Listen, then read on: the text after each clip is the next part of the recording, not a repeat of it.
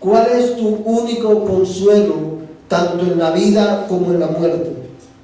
Que yo, con cuerpo y alma, tanto en la vida como en la muerte, no soy dueño de mi vida, sino que pertenezco a mi fiel Salvador Jesucristo, quien con su preciosa sangre satisfizo completamente por todos mis pecados, me ha redimido de todo el poder del diablo y me preserva de tal manera que sin la voluntad de mi Padre Celestial, ni siquiera un solo cabello de mi cabeza puede caer.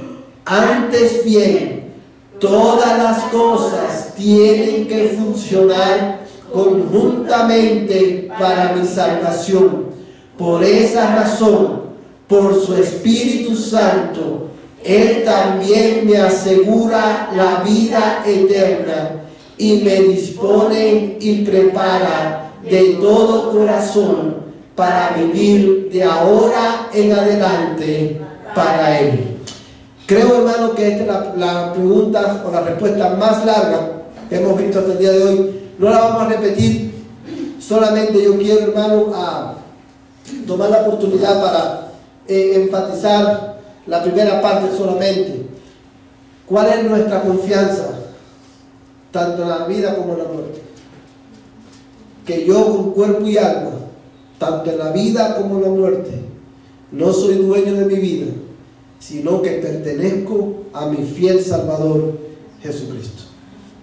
Es por eso que nosotros, hermanos, podemos tener consuelo tanto en la vida como en la muerte, porque sabemos que hemos sido comprados con sangre y que ahora, tanto en vida como en muerte, le pertenezco a Cristo. Amén, hermanos. Que esta verdad consuele nuestros corazones. Quiero, hermano, que leamos a dos textos bíblicos. Vamos a leer Juan 6:39 y Romanos 8:28. Juan 6:39 y Romanos 8:28.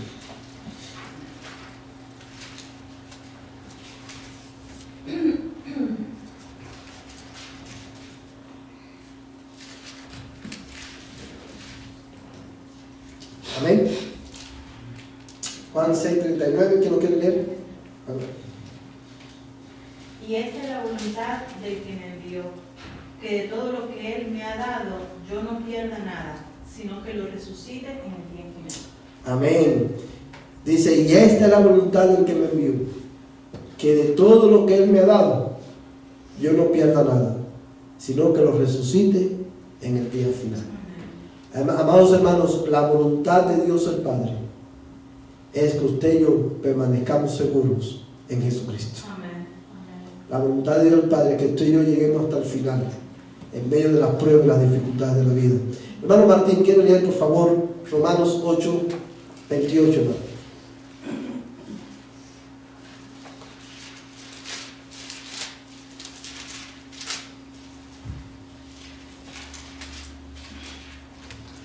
Y sabemos que para los que aman a Dios, todas las cosas cooperan para bien. Esto es, para los que son llamados conforme a su propósito. Amén, amén. Y sabemos que para los que aman a Dios, ¿cuántas cosas? Dice, todas las cosas cooperan para bien. Esto es para los que son llamados conforme a su propósito. Yo quiero hacerte una pregunta, hermano. ¿Crees tú esto? ¿Tú realmente crees eso? Que todas las cosas que pasan en tu vida, aun esas cosas malas, Dios las ordena para hacerte bien. Cuando ese es el secreto de la paz evangélica, de la paz cristiana, saber que pertenecemos al Señor y que todas las cosas que ocurren en mi vida es para mí. Amén. Amén, hermanos. Quiero invitarles a orar. Y vamos a orar esta noche para que Dios nos continúe hablando a través de su palabra. Y vamos a continuar orando, hermano, para que Dios ilumine nuestra mente y nos ayude a vivir bajo la autoridad de la Escritura. Oremos. Padre Celestial, en esta hora yo quiero alabar tu nombre junto con mis hermanos una vez más y darte gracias, porque tanto en la vida como en la muerte, nuestro consuelo es que pertenecemos a ti, Señor. Que tú eres nuestro Dios, que tú eres nuestro Señor, tú eres nuestra roca segura, tú eres nuestro refugio, Señor. Padre Celestial, y te adoramos y te bendecimos, porque en tu sabiduría tú has ordenado todas las cosas para nuestro bien. Aun cuando, Señor, nosotros no podamos entenderlo. Junto con mis hermanos esta tarde, yo quiero darte gracias, Señor, porque tú estás trayendo, Señor, visitantes a nuestra iglesia. Señor, por esto hemos ayunado, por esto hemos orado, Señor, y tú, oh Dios, estás respondiendo conforme a tu voluntad. Y por eso, Señor, hoy te damos gracias. Gracias, Padre, porque una vez más tú nos recuerdas a nosotros que tú eres quien edificas la iglesia. Tú eres el que añade a la iglesia los que han de ser salvos. Señor, gracias. Gracias por lo que estás haciendo en medio de nosotros. Yo te ruego que tú nos ayudes, Señor, Padre Celestial, a cuidar de aquellos que tú traes a nuestra iglesia. Ayúdanos a cuidar de ellos. Ayúdanos a discipularlos en el camino de Cristo. Yo te lo ruego, Señor, en el nombre de Jesús. Y ahora, oh Dios, al meditar en tu palabra, al estudiar tu palabra, yo quiero rogarte, Dios mío, que tú nos hables y que tú ilumines nuestras mentes para que podamos entenderlo. Oh Dios eterno, ayúdame a mí a comunicar con claridad tu palabra. Yo te lo ruego en el nombre de Cristo. Ayúdame a mí. Esta es mi petición a ti, oh Padre, en el nombre de Cristo. Ayúdame, oh Dios, a ser fiel a tu palabra. En el nombre de Cristo. Amén, amén. Y amén. Vamos, hermanos, hoy vamos a continuar estudiando. Estamos en el tema de la doctrina de la iglesia y estamos mirando, hermanos, específicamente las características y responsabilidad de los miembros de la iglesia. Y hoy vamos a estar enfocados específicamente en las características, hermanos, en la responsabilidad de los miembros de la iglesia. Pero antes, hermanos, quiero que usted mire en pantalla un momentito, porque quiero que recordemos, hermanos, nuestra misión, por qué existimos aquí en Dalhart, Texas. Y quiero, vamos a leerlo todo junto, hermanos. Dice, PIB existe para glorificar a Dios en Dalhart, compartiendo intencionalmente el evangelio con otros, practicando el discipulado bíblico, priorizando nuestra adoración congregacional. Que el Señor nos ayude a llevar a cabo nuestra misión. Amén, hermanos. ¿Verdad? Quiero invitarles, hermanos, a buscar en sus Biblias, primero a los Corintios, capítulo 1, y vamos a leer los versículos 1 al 3. Primero a los Corintios, capítulo 1, verso del 1 al 3.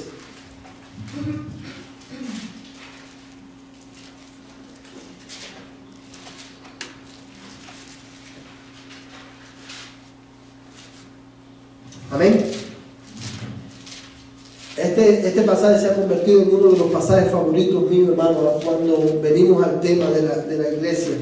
Dice la palabra del Señor de esta manera: Pablo, llamado a ser apóstol de Jesucristo por la voluntad de Dios, y Sóstenes, nuestro hermano, a la iglesia de Dios que está en Corinto, a los que han sido santificados en Cristo Jesús, llamados a ser santos, con todos los que en cualquier parte invocan el nombre de nuestro Señor Jesucristo, Señor de ellos y nuestro.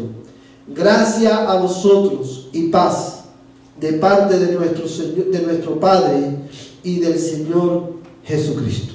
Amados hermanos, una de las razones por las cuales este pasaje es tan central a la hora de estudiar la doctrina de la iglesia es, hermano, porque, como bien dice el verso 2, y veíamos la semana pasada, la iglesia del Señor, la iglesia en cualquier parte del mundo donde esté, en cualquier época que haya vivido, la iglesia siempre le pertenece ¿a quién?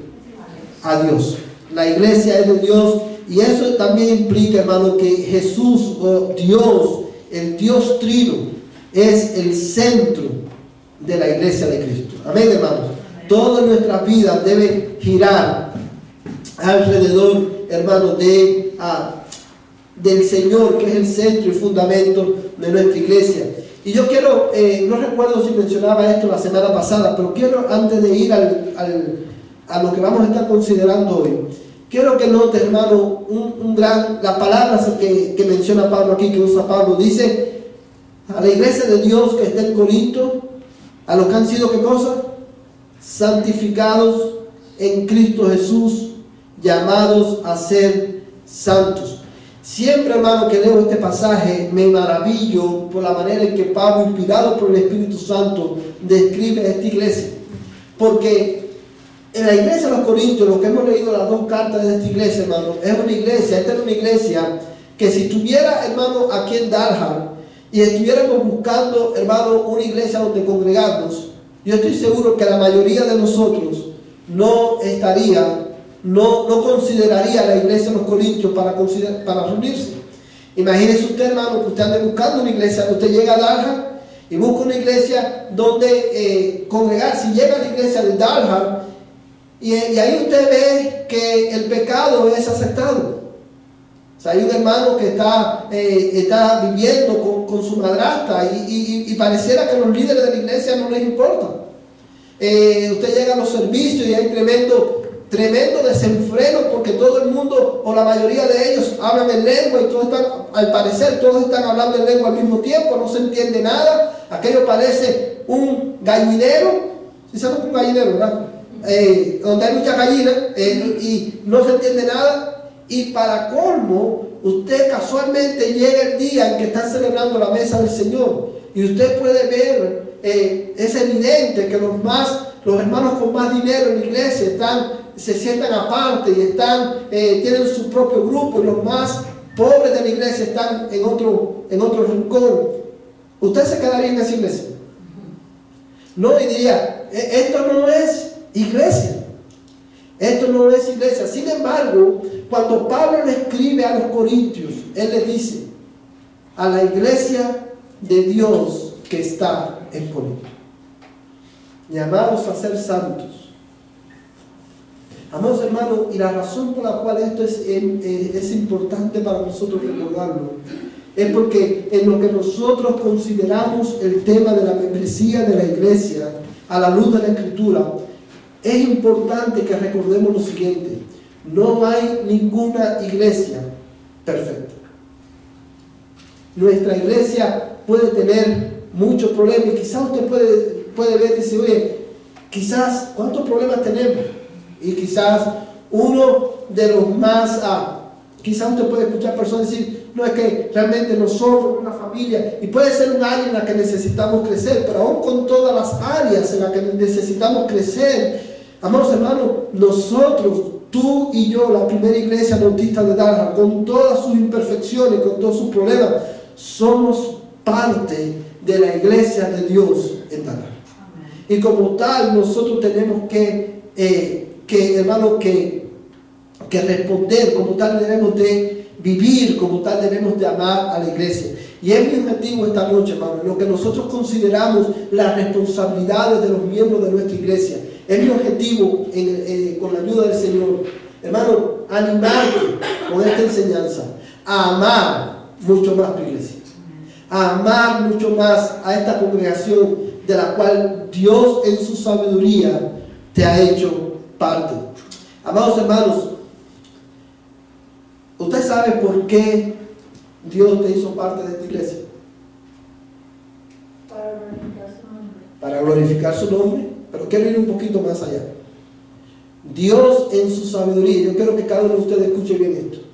Dios en su sabiduría te injertó, te bautizó en este cuerpo de creyentes, porque esta iglesia necesita de la gracia de Dios a través de tu ministerio. Esta iglesia te necesita tu ministerio, el ministerio que Dios te ha dado para bendecirnos nosotros. Esa es la razón por la cual Dios te puso en esta iglesia y no te puso en otra iglesia. Porque a Dios le plació traerte aquí, para usarte a ti, para la gloria de su nombre en esta congregación. Pero hay una segunda razón por la cual Dios, que es el dueño de la iglesia, te hizo parte de esta iglesia. ¿Sabes cuál es? Es esta. Porque tú necesitas el ministerio y el servicio de los miembros de esta iglesia y no de otra iglesia. ¿Sí lo entiendes, hermano? Tú necesitas, Dios en su sabiduría, y por eso tú y yo debemos darle gracias a Dios por nuestra congregación. En tu sabiduría Dios nos puso aquí, porque Dios sabe que para usar palabras humanas, un lenguaje humano, Dios sabe que este es el lugar adecuado, ideal, para que tú florecieras en Cristo y para que otros pudieran florecer por medio de tu ministerio. Amén, hermano.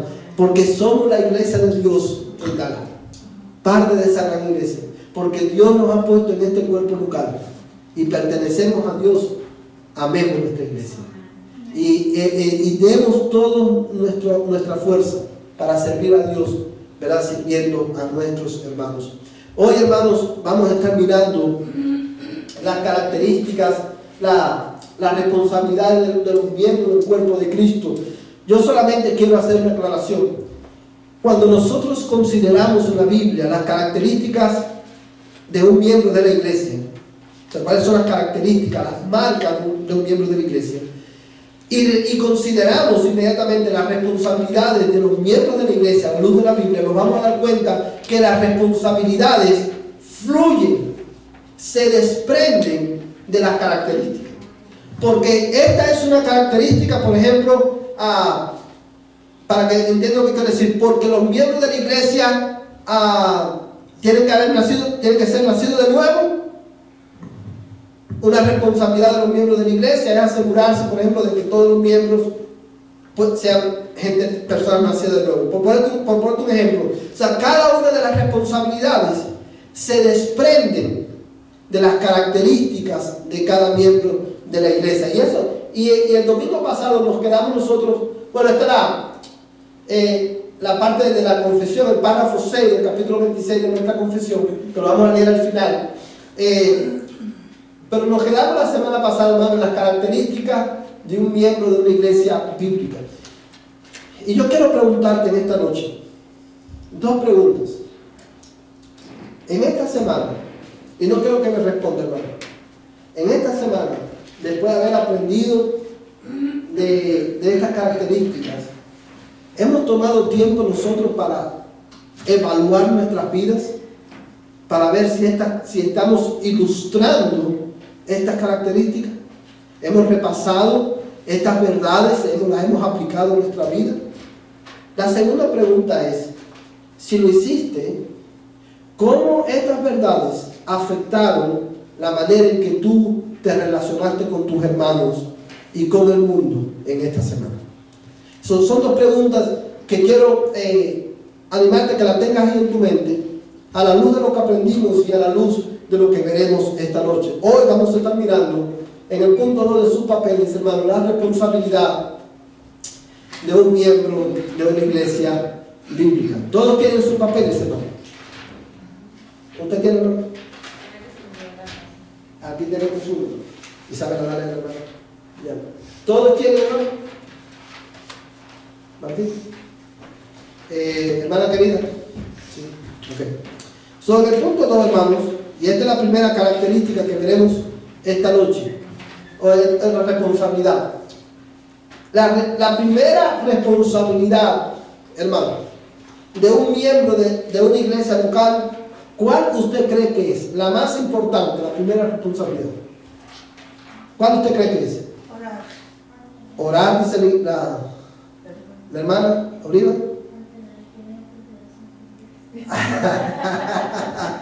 Ella vio mis notas, hermano. La hermana Leti está, hermano, se acercó bastante. La primera responsabilidad de un miembro de la iglesia es hermano, mantener saludable su relación con Dios. Mantener saludable su relación con Dios. Amados hermanos, ¿por qué usted cree que en la iglesia de Corintio había tanto desorden? Porque el desorden en la iglesia de los Corintios simplemente era la evidencia, era los síntomas de un desorden espiritual en la vida de cada miembro de la iglesia. Cuando nosotros pensamos en la iglesia local, nosotros tendemos a pensar en la iglesia en términos de congregación, pero la primera iglesia bautista somos tú y soy yo. De manera que como miembro de la iglesia, si yo quiero que mi iglesia sea una iglesia saludable, mi primera responsabilidad como miembro de esta iglesia es mantener saludable mi relación con el Señor. Porque de otra manera nosotros no vamos a poder servir efectivamente al Señor en la iglesia.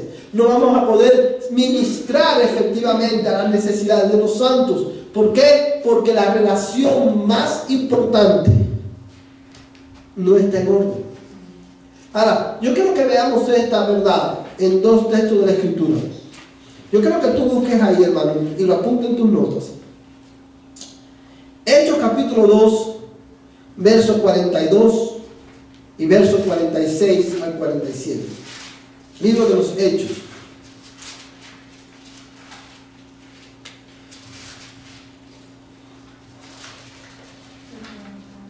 ...42 y verso 46 al 47.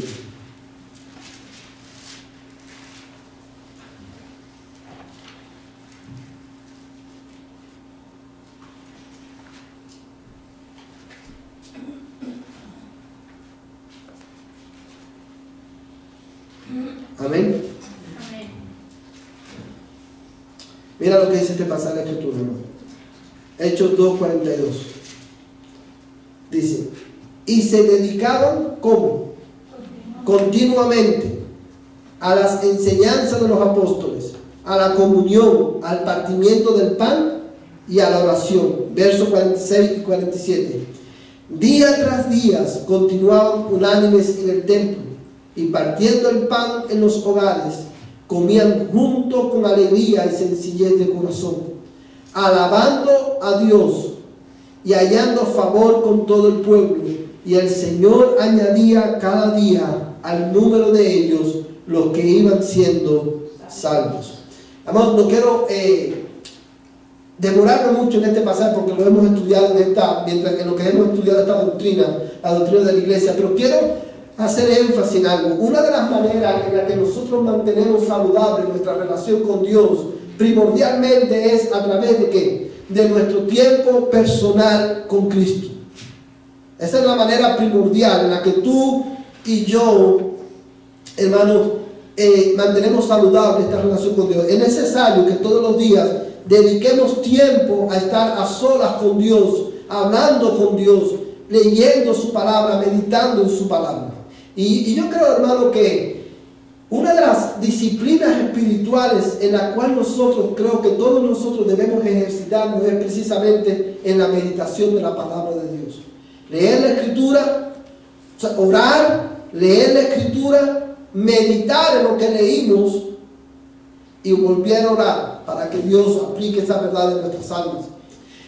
Y esa es una manera fundamental o primordial en la que nosotros mantenemos saludable nuestra relación con Dios. Pero la segunda manera en que lo hacemos es esto. Hermano, es siendo intencionales, ¿en qué? En participar de los medios de gracia que Dios ha puesto a nuestro favor, a nuestra disposición. Amados hermanos, es imposible mantener saludable su relación con Dios a menos de que nosotros seamos intencionales en participar de los medios de gracia. Yo quiero que ustedes consideren algo esta noche, porque hay veces que vemos estas dos cosas de una manera, ¿sabes?, separada, divorciada: la comunión personal y los medios de gracia en la iglesia. Cuando un cristiano descuida los medios de gracia, y no es intencional en buscar participar de la mesa del Señor, de la predicación de su palabra, cuando un cristiano llega a ese punto, ¿qué usted cree que ha pasado primero? La comunión personal se rompió. Y hay personas, hermano, y yo quiero hacer énfasis en esto porque estamos viviendo tiempos que usted va a escuchar, y yo sé que usted lo ha escuchado, y esto es algo viejo, pero lo vamos a seguir escuchando. Yo quiero que como miembro de la iglesia, usted sepa cuál es su responsabilidad delante del Señor. Usted va a encontrar cristianos que no son intencionales en participar de los medios de gracia, y te van a decir: yo oro en la casa, yo leo la Biblia, y yo estoy bien. Hermano, cuando usted escucha a un creyente hablar de esa manera, algo está mal. Porque si estuviera leyendo la Biblia correctamente en la casa, y si estuviera orando y teniendo comunión con Dios, verdaderamente, el Espíritu Santo que mora en nosotros nos va a impulsar a venir a los medios de gracia. Cada creyente, hermano, y es por eso que nosotros anhelamos un día, y esa es la meta donde vamos a ir en un futuro cercano. Es por eso que celebramos la Santa Cena 2 veces al mes, y a donde queremos llegar es a celebrarla todos los domingos, porque nosotros no vemos en la Santa Cena un memorial simplemente, no es un rito más. Nosotros creemos, como ya hemos enseñado y vamos a estar enseñando cuando lleguemos a ese capítulo nuevamente, que cuando el cristiano participa del pan y de la copa del Señor, aunque el pan sigue siendo pan y el vino sigue siendo vino, nosotros al participar en fe de estos alimentos y al participar, hermano, en arrepentimiento, ¿verdad?, y venir al Señor, cuando venimos a la mesa de Cristo como iglesia, cada creyente es alimentado de Cristo, hermano. Cada creyente Dios imparte gracia al venir a su mesa. Y es por eso que yo no puedo entender cómo podemos decir estamos bien si no venimos a la mesa del Señor. La mesa del Señor no es una opción. Cada creyente, cada hombre o mujer que ha nacido de nuevo debe anhelar dos cosas, por lo menos. Tres cosas, por lo menos. Uno, que llegue el momento de venir a escuchar la palabra de Dios. Dos, que llegue el momento de venir a la mesa del Señor. Nosotros debemos venir con expectación a la mesa de Cristo. Esta es mi oportunidad de sentarme a la mesa con Cristo. Esta es mi oportunidad de ser alimentado, aparte de la palabra, de ser alimentado de mi Cristo. Esta es la oportunidad que tengo de que el Espíritu de Dios una vez más imparta la gracia que yo necesito para poder someterme a la autoridad de la palabra de Dios.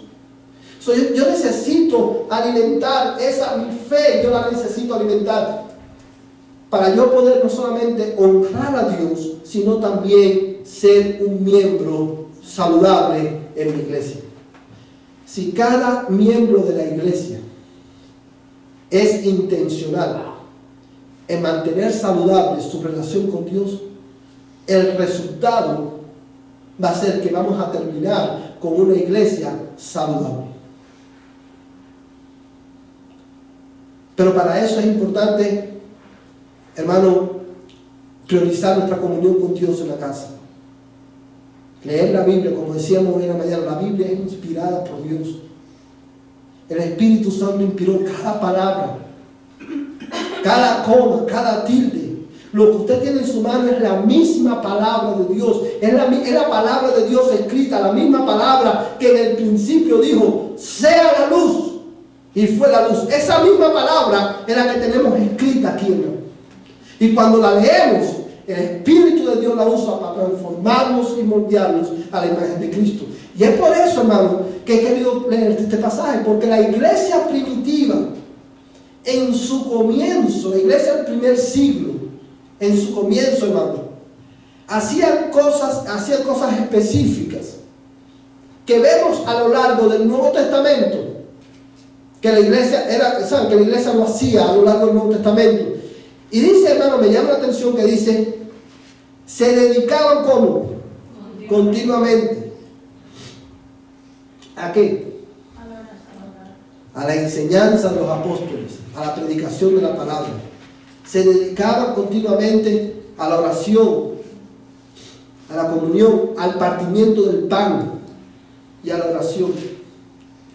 Y el verso 46 dice, día tras día continuaban unánimes en el templo. Hermano, yo sé que muchas veces leemos este pasaje y lo leemos rápidamente y no comprendemos lo que está pasando aquí.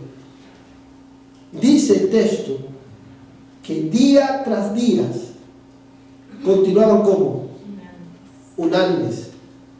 ¿Qué significa estar unánime? Que había ¿qué cosa? Unidad en la iglesia. No significaba que todos pensaban igual. Significa que a pesar de las diferencias de criterio que había, a pesar del pecado que cada uno portaba a su iglesia, ellos permanecían unánimes. Había una unidad de propósito en la iglesia del primer siglo. Hermanos, cuando el Espíritu Santo se derramó, ¿cuántas personas había en el aposento alto? 120. Usted se imagina qué difícil es entre 120 personas permanecer unánimes. Después, hermano, el Señor añadió como 3.000 personas. Ya eso era una iglesia de 4.000 personas y tantas. No, de 3.120. Qué difícil. ¿Cómo esas personas podían mantenerse unánimes? Con una unidad de propósito. Porque cada uno de ellos, hermano, intencionalmente se dedicaba continuamente a la palabra de Dios, escuchar la palabra de Dios, a orar, a tener comunión con los hermanos y a venir a la mesa del Señor. Por eso es que ellos podían permanecer unánimes. Por eso es que, a pesar de que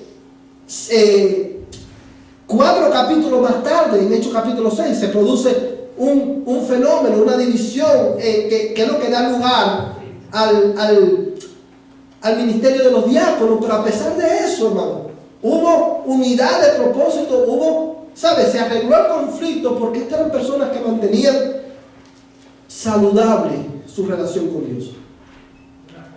Ahora, yo te hago una pregunta. Y como nosotros somos amantes de los números, te voy a hacer una pregunta de números. Del 1 al 10, siendo 1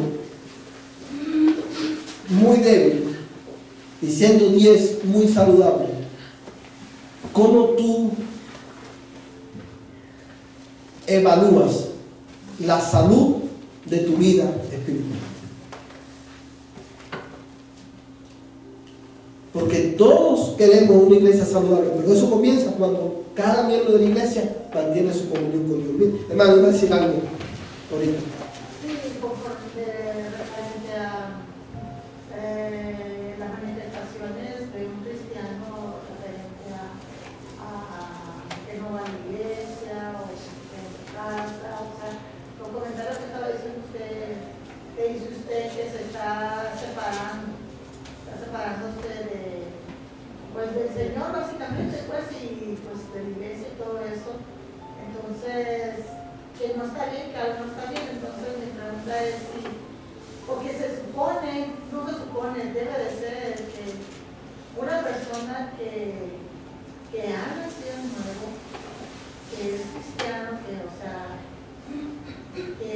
Dios lo ha salvado, o sea, Dios no está jugando las caritas, o sea, lo que hace Dios son cosas serias, todo lo que hace Dios es serio.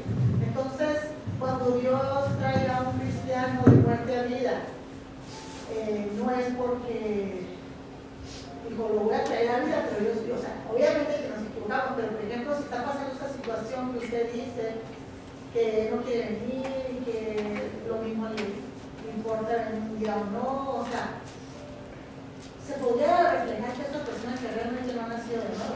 Bueno, hermana, yo le voy a decir, como siempre le he dicho, y es una muy buena pregunta. Hay casos y casos. Como siempre hemos dicho en la iglesia, una persona que llega a ser cristiano, que no sienta necesidad de orar en su casa, de leer la Biblia, y no tenga necesidad de participar de los medios de gracia, eso es puede ser un gran indicador de que esa persona no ha nacido de nuevo.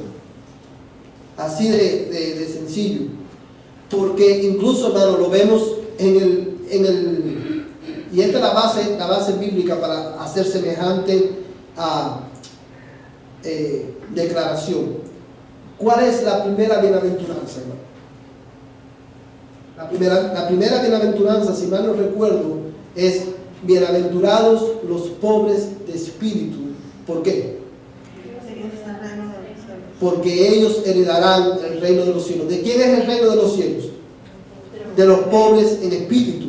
¿Y quiénes son los pobres en espíritu? Los que reconocen, hermano, que su vida aquí en este mundo y del otro lado de la eternidad depende única y exclusivamente de Dios. Es la persona que se acerca a Dios como se acerca literalmente, hermano, un mendigo, un miserable. Usted ha visto a una persona que, por ejemplo, en las calles, en las ciudades grandes, se paran en la esquina a pedir dinero. Y usted los ve todos harapientos, todos, o sea, en condiciones que son bien tristes, y suplican. Y hay algunos que verdaderamente no tienen cara, que se aprovechan de la generosidad de otras personas. Pero hay otros que verdaderamente, el mendigo que realmente es mendigo, suplica que le des algo de comer. ¿Por qué? Porque sabe que depende de tu generosidad, que él se puede echar un bocado de comida en la boca. Y él suplica. Y te dice, dame 10, por favor, ¿puedes dar $10 para comprar comida?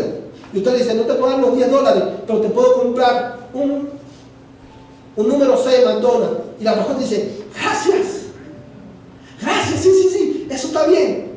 Porque sabe que quizás no se puede comprar pero esa era su oportunidad de tener comida en su estómago.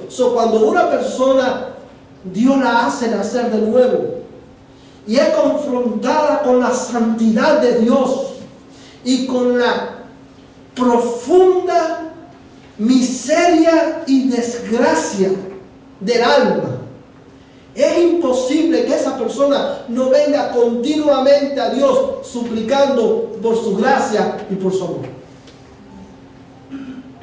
Entonces, yo puedo decir que soy cristiano, pero si yo no tengo no estoy aware, como dicen los americanos, consciente de esa pobreza de espíritu, puede ser un indicador de que está muerto espiritualmente, de que no ha nacido de nuevo.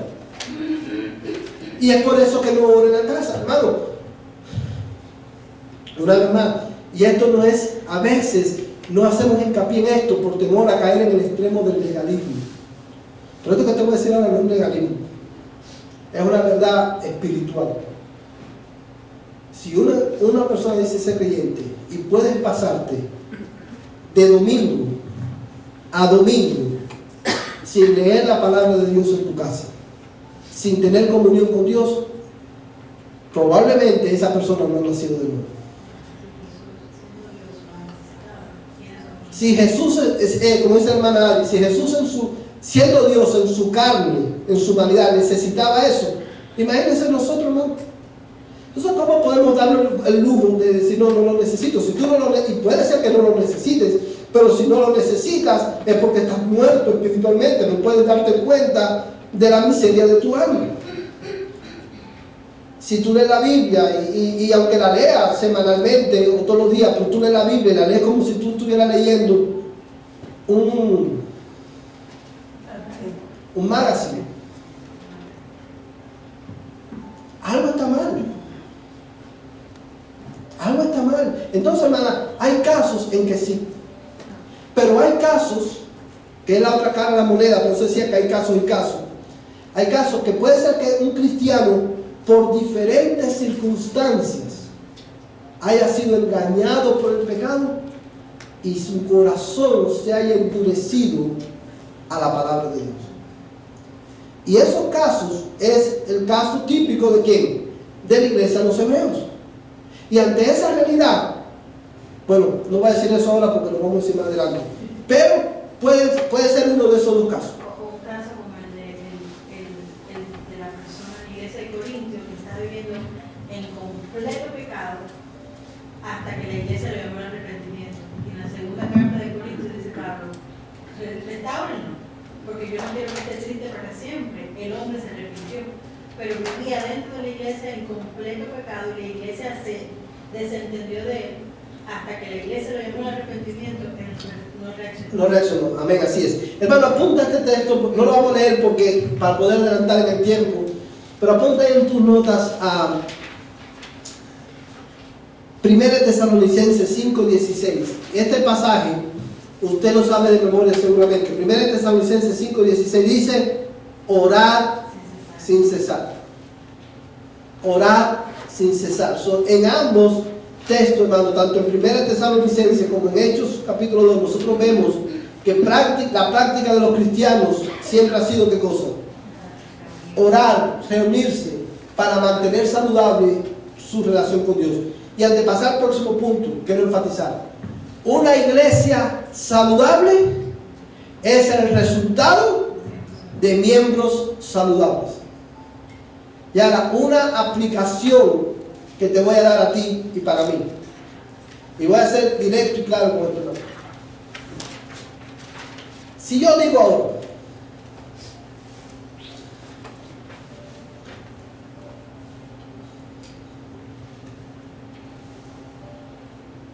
qué malos hermanos son los de los hermanos de la primera iglesia bautista. Yo soy miembro de la iglesia. Y yo digo, ¿es verdad? ¿Nadie se preocupa por nadie? ¿Qué? Son un desastre su hermano. ¿De quién es la culpa? De todos los miembros de la iglesia. Cuando yo digo, la iglesia donde yo soy miembro, aunque yo lo diga de donde yo soy miembro, porque cuando digo, no, es que la iglesia donde yo voy no son una familia, yo estoy incriminándome a mí mismo. ¿Por qué? Porque yo soy parte de ¿quién? De esa iglesia. Si yo digo, la iglesia, mi iglesia no es una iglesia de oración, ¿por qué mi iglesia no es una iglesia de oración? Porque yo, que soy miembro de esa iglesia, tampoco. Una iglesia, y yo creo que usted recuerde siempre esto, una iglesia saludable siempre es el resultado de miembros saludables, miembros que se mantienen saludables su relación con Dios. La segunda responsabilidad de un miembro de la iglesia es la asistencia regular a los servicios de la iglesia. Como nosotros, hermanos, obviamente uno se desprende del otro. Apunta ahí en tus notas, hermano. Hebreos 10:25. Hebreos capítulo 10, verso 25. Vamos a buscar ese texto. Vamos a hacer algo. Vamos a leer primero Hebreos capítulo 3, verso 12 y verso 13. Capítulo 4, verso 1.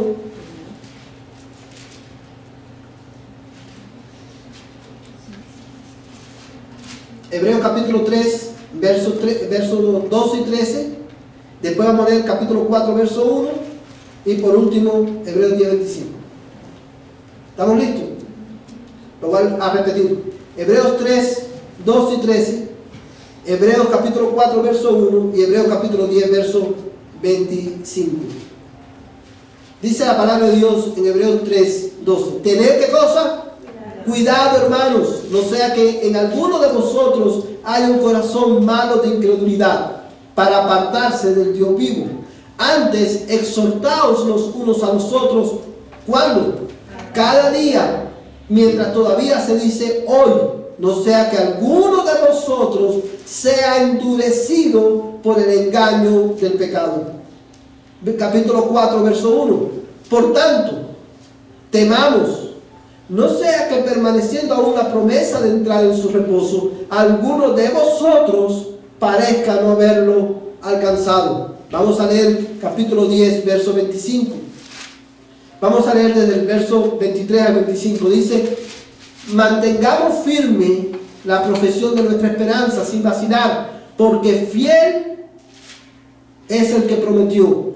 Y consideremos cómo estimularnos unos a otros al amor y a las buenas obras, no dejando de congregarnos como algunos tienen por costumbre, sino exhortándonos unos a otros, y mucho más al ver que el día se acerca. Una de las cosas que nosotros aprendemos en la Biblia, y especialmente en la carta de los Hebreos, es, hermano, que el congregarnos es parte ¿de qué? De nuestra responsabilidad y de nuestro privilegio, por decirlo de alguna manera, como creyentes. Hay cosas que solamente pueden pasar en la congregación de los santos. O sea, para nosotros poder cumplir con cada uno de estos mandamientos, ¿qué mandamientos o qué imperativos? El imperativo de estimularnos unos a otros, de tener cuidado unos de otros, el imperativo de exhortarnos unos a otros, el imperativo, hermanos, de mantenernos firmes en la profesión de nuestra fe, el imperativo ese de estimularnos unos a otros al amor y a las buenas obras. La única manera, escúchame bien, de poder cumplir con estos imperativos y obedecerlos es en el contexto de la iglesia local. Para yo poder hacer eso, yo necesito congregarme. Yo necesito congregarme. Yo necesito priorizar el servicio en la iglesia local. Por un problema, en primer lugar, de obediencia al Señor, y por un problema también de amor a mis hermanos. Cuando una persona se hace miembro de la iglesia, se hace responsable de estar en los servicios de su iglesia local. Y podemos aquí hablar de muchas aplicaciones, porque esto, hermano, y yo sé que esto quizás va a sonar un poco fuerte, pero esto cambia la manera en que nosotros aquí en Primera Iglesia Bautista debemos hacer iglesia. Porque la Biblia nos manda a exhortarnos, a estimularnos al amor y a las buenas obras, para poder mantener firme nuestra profesión de fe. Yo necesito, cuando yo termino el servicio, nosotros necesitamos quedarnos en el templo y conversar unos con otros. La hermana Lupita necesita que uno de ustedes se acerque y diga: hermana, ¿cómo Dios amó tu vida a través del mensaje? La hermana Yani necesita que alguna hermana le pregunte: hermana, ¿cómo está su relación con Dios en esta semana? ¿Qué aprendió de Dios? Hermana, ¿qué prueba está pasando por la cual yo puedo orar? Cada uno de nosotros necesitamos esa constante exhortación. Hermanos, hoy en la mañana nosotros mencionábamos que los cristianos, por la autoridad, porque creemos que la Biblia es autoritativa. No sé, los que estuvieron aquí en la mañana recordarán que dimos, aquí tenemos varias nacionalidades. Tenemos americanos, mexicanos, cubanos, colombianos, guatemaltecos. Pero nosotros no podemos educar a nuestros hijos como lo hacen los mexicanos, no podemos educar a nuestros hijos como lo hacen los cubanos, ninguna otra nacionalidad. No podemos educar a nuestros hijos conforme a la cultura a la cual pertenecemos. Debemos educarlo conforme a la palabra de Dios, porque la palabra de Dios es la autoridad. ¿Por qué menciono esto? Porque el mismo principio aplica a la iglesia, a cómo nosotros hacemos iglesia. Por ejemplo, a lo mejor la hermana Nancy sabe que el hermano Recto tuvo una dificultad en el trabajo, lo botaron del trabajo, y se rumora, porque él trabajaba en la estación de policía, y se rumora que lo botaron porque alteró evidencias que había y lo botaron. Y ese es el rumor que hay en el pueblo. Entonces Nancy debe venir donde está Recto y dice: hermano, ¿qué fue lo que pasó? Me enteré que tú tuviste problemas en el trabajo. ¿Qué fue lo que pasó, hermano? ¿Cómo yo puedo animarte a que, si es verdad, tú te arrepientas y obedezcas al Señor? Eso es lo que la Biblia me manda a hacer. Pero mi cultura, ¿qué me dice? No te metas en eso. Ese no es tu problema. Y ahí empezamos a hacernos una película en nuestra mente. ¿Y qué tal si yo le pregunto a la hermana Yani de su hijo Michael? A lo mejor se va a poner bravo. No, mejor no le pregunto. Y la hermana Yani necesita que tú le preguntes, ¿cómo está tu hijo? ¿Cómo puedo orar por tu hijo? Por poner un ejemplo. Y eso pasa, ¿cómo? En el servicio de la iglesia, cuando nos congregamos, hermano. Por eso es bueno que cuando terminemos el servicio, nos quedemos y compartamos unos otros, como Dios, y que seamos intencionales en nuestras conversaciones. No es que sea malo preguntarle, Josué, ¿te gustó la comida que te hizo tu mamá hoy? Y Josué me dice, oh, no me gustó, yo hubiera querido pizza, por poner un ejemplo. Ese tipo de conversación no es mala, pero yo tengo que ser intencional con él y decirle, ¿cómo Dios habló a tu vida? ¿Cómo yo te puedo ayudar a ser fiel al Señor, a obedecer? ¿Cómo puedo orar por ti? Hermano.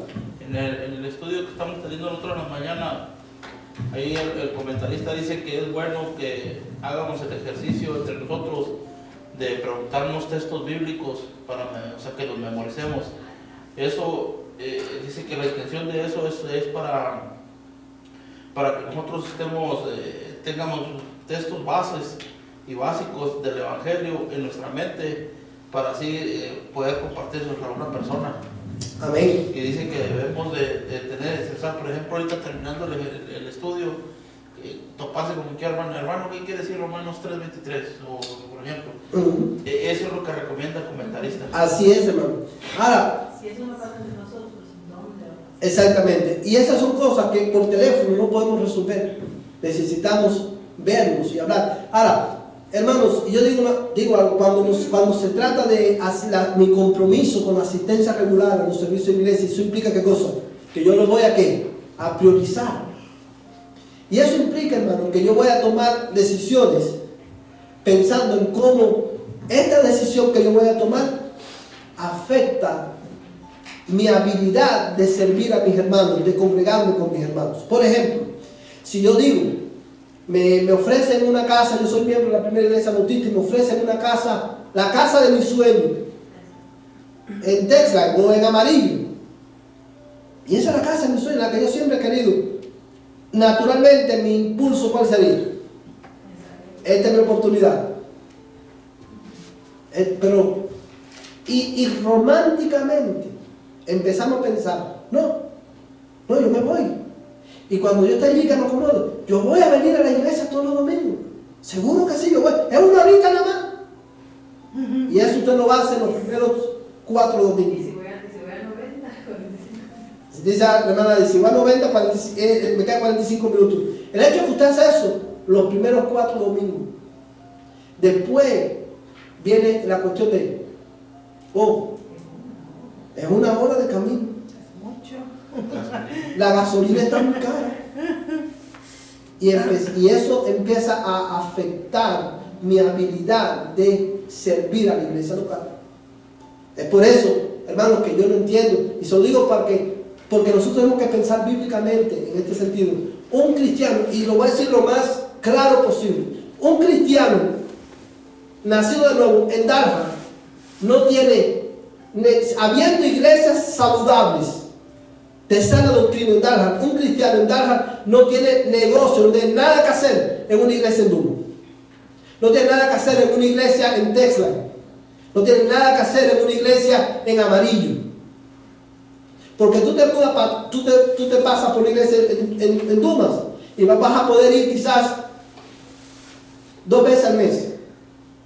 O aunque vayas todos los domingos, no puedes ir al tiempo de oración, no puedes ir al culto de estudio bíblico, no puedes servir, y eso te afecta espiritualmente y afecta la vida de la iglesia de la cual tú te haces miembro. Como esta es una responsabilidad básica de cada miembro de una iglesia local. Hermanos, la próxima responsabilidad de un miembro de la iglesia es ser un pacificador. Y esta es la última que vamos a ver esta noche. Ser un pacificador. Vamos a buscar en nuestras Biblias, hermanos. dos pasajes de la Escritura. Mateo capítulo 5, verso 9. Y Romanos 12, 18. Mateo 5, 19.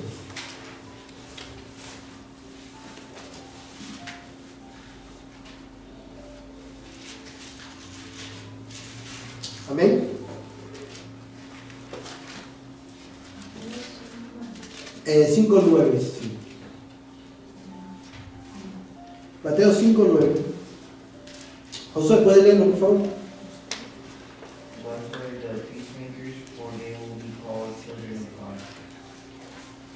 Bienaventurados los que procuran la paz, pues ellos serán llamados hijos de Dios.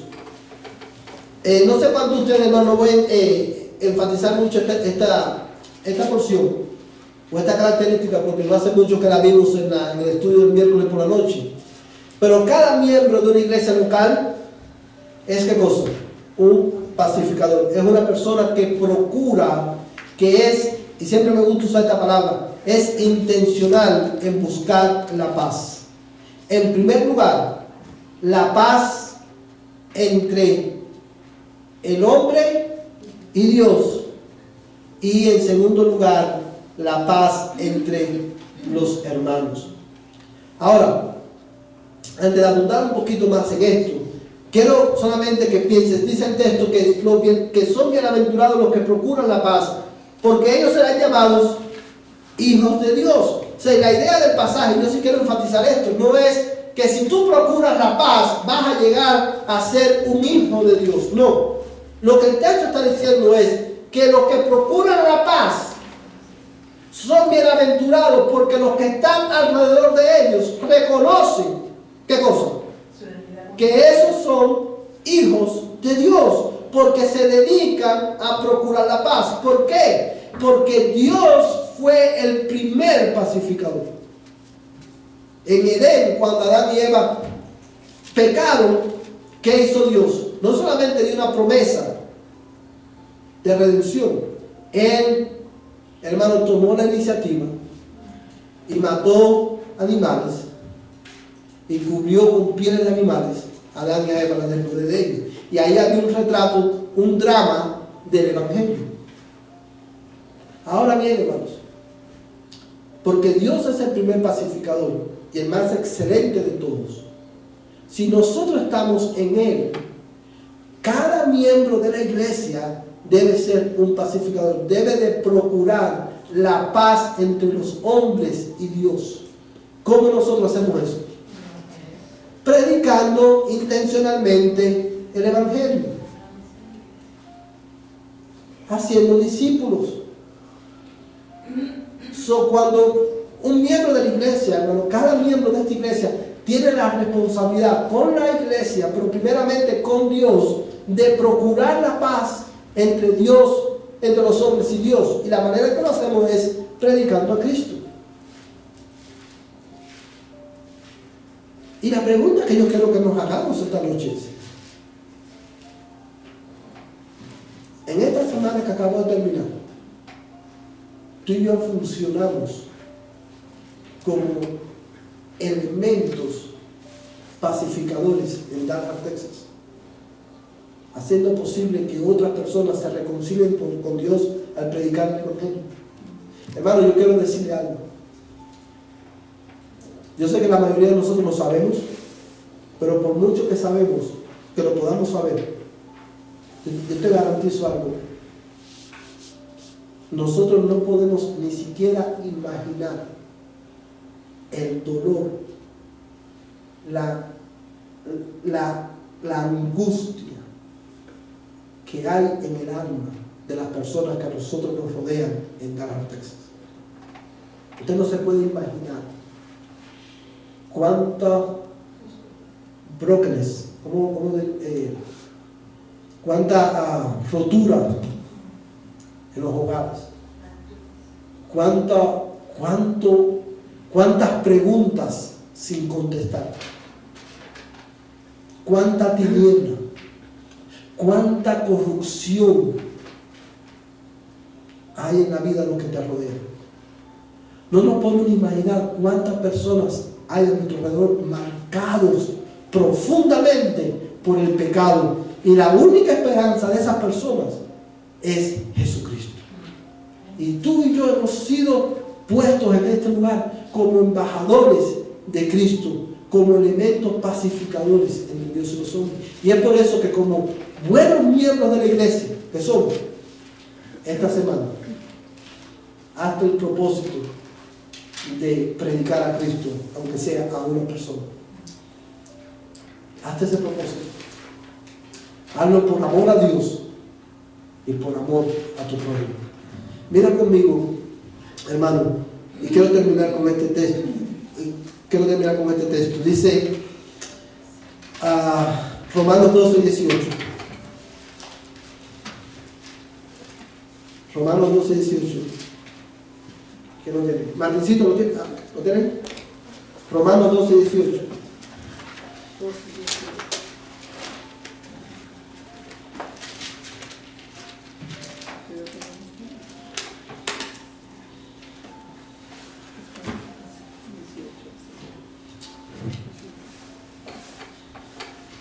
Si es posible, en cuanto dependa de vosotros, estar en paz con todos los hombres. Amén. Dice, si es posible, en cuanto de vosotros dependa, estar en paz con todos los hombres. Y al leer este texto, yo solamente quiero decirle, cuando nosotros leemos este pasaje, no significa que nosotros por tal de buscar la paz o mantener la paz con todos los hombres, vamos a dejar que nos aplasten o nos vamos a exponer a abusos, ¿verdad? Eso no es lo que el texto significa. Lo que el texto significa es que porque somos creyentes, hijos de Dios, del Dios de paz, tú y yo debemos de tratar de buscar la paz con aquellos con todos los hombres. Hay momentos en los que no va a depender de ti, pero en cuanto dependa de ti, mantén la paz. Hermanos, usted sabe cuál es la manera más elemental de mantener la paz entre los hombres y con los hombres.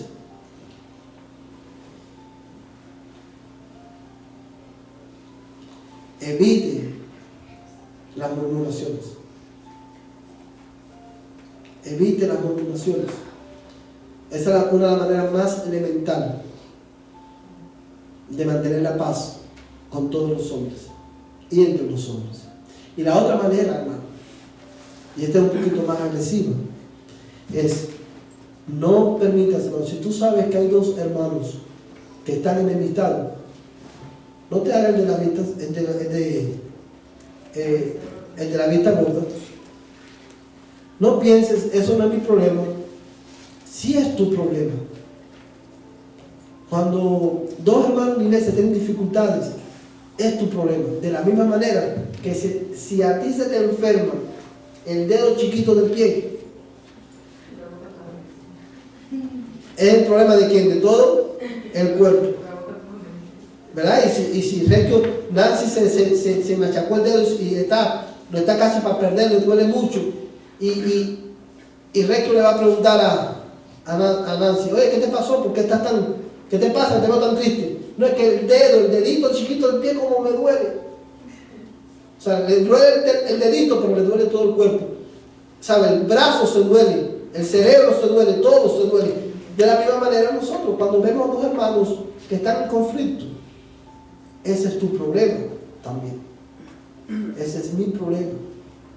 Y por eso, hermano, decía al principio, muchas veces en nuestra cultura nosotros decimos, yo no me puedo meter ahí. Pero la Biblia nos manda a ser intencionales en ser pacificadores. Un miembro saludable siempre es un miembro pacificador. Y eso, hermano, nos lleva a la mesa del Señor. Y teniendo esto en mente, yo quiero, hermano, que animarte a que examinemos nuestras vidas. Porque al nosotros ver que la característica de un miembro, una de las tres primeras eran mantener una saludable tu relación con Dios, tú y yo hemos fallado en eso.